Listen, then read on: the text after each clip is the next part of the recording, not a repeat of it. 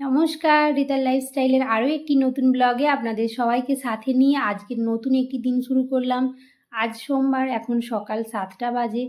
আজকে তো সোমবার, শিবের বার। শিবের বার বলতে আমি তো প্রত্যেক সোমবারই করি। আর এই যে এখন ধুনো দেবো। ধুনোটা যেমন সব দিন দেওয়া হয় না, বৃহস্পতিবার, শনিবার, সোমবার এই দিন দেখে সকালটায় ধুনো দিই, নাহলে বিকেল সন্ধ্যে টাইমেই দিই।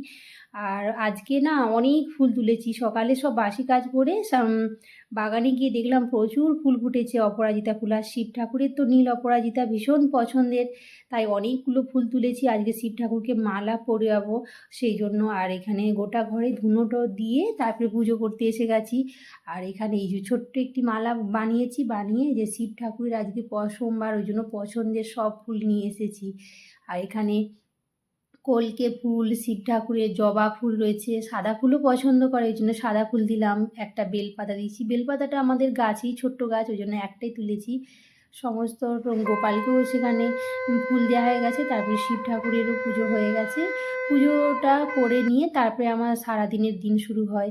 পুজো করে আমি নিচে চলে এসেছি, এসে এই যে চা পাত্তিটা বসিয়ে দিয়েছি। চাটা খেয়ে রান্নাবান্নার কাজে লাগবো। এই দেখুন, আপনাদের দাদা এত বেলায় এতগুলো মাছ নিয়ে এসে বলছে তুমি এগুলো পরিষ্কার করো। তাহলে বলুন কার না মাথাটা গরম হয়। আর বলল এই মাছগুলো নাকি সে 30 টাকায় নিয়ে এসেছে। আর বলল যে আজকে সোমবার হলেও তুমি তো সোমবার করো, আর মাছগুলো বেছে ফ্রিজে রেখে দাও, কালকে হবে। আর আর আমি করলেও আমি যেমন নিরামিষ খেয়ে নিই, আর 5টার দিকে ওর দিকে মাছটা সবই দিই। কিন্তু এই মাছগুলো বাছতে আমার 1 ঘন্টা সময় লাগবে। বলুন, স্নান করার পরে আর কারোর করতে ইচ্ছে করে? কিন্তু মাছগুলো কম পয়সায় পেয়ে গেছে, সেটাও একটা ভালো দিক ভাবতে হবে।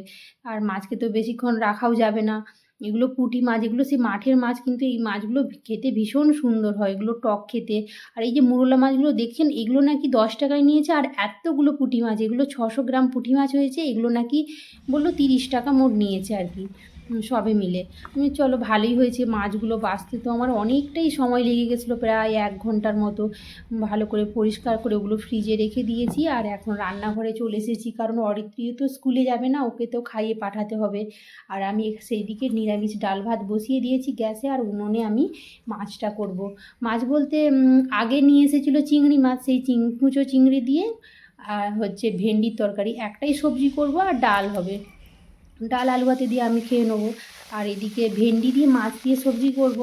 এই যে মাছগুলোকে আগে ভাজা করে নিচ্ছি। এই চিংড়ি মাছগুলোও কিন্তু কালকে নিয়ে এসেছিলো, ফ্রিজে ছিল, ওই জন্য এগুলোকে আগে করে নিচ্ছি। এই দেখুন, এইটা হলে ওদের এই বেলা ওদের হয়ে যাবে, আর ওবেলা তো রুটি হবে।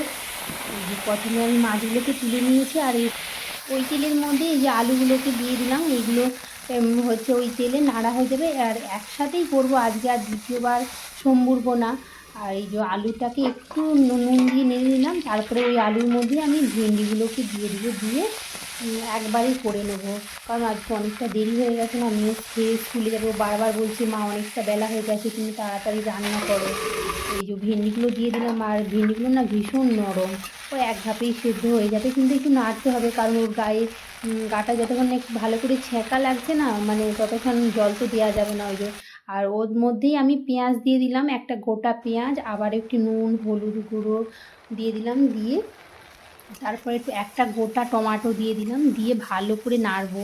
নেড়ে তারপরে এই দেখুন নাড়াটা অনেকটা হয়ে গেছে, আলুও সেদ্ধ হয়ে গেছে, ভেন্ডিও সেদ্ধ হয়ে গেছে। তার মধ্যে আমি সর্ষে পোস্ত দিয়ে দিলাম, আর সর্ষে পোস্ত দিয়েও কিছুক্ষণ নাড়বো মশলা। ব্যাস, এবারে একটুখানি ফুটবে, তারপরে আমি চিংড়ি মাছগুলোকে দিয়ে আর একটু ঢাকা দিয়ে দেবো, বেশ জলটা একটু মরে যাবে, তারপরে আমি নামিয়ে দেবো। এই দেখুন আমার হয়ে গেল ভেন্ডির সবজি। চলুন আজকের ভিডিও আমি এখানেই শেষ করি। মেয়েকে ওদিকে ভাতটা দিয়ে দেবো, ভাত বাড়বো। দেখা হবে আরও একটি নতুন ব্লগে। টাটা।